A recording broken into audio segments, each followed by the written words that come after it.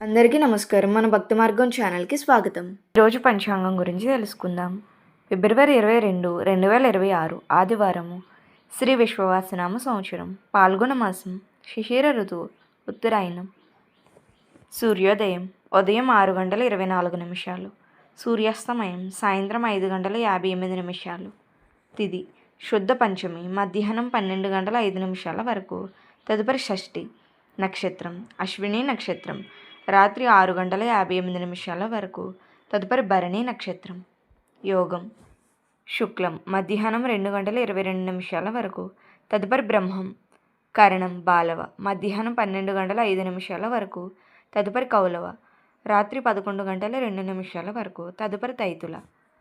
శుభ సమయములు ఉదయం 7:22 నుండి 10:15 వరకు.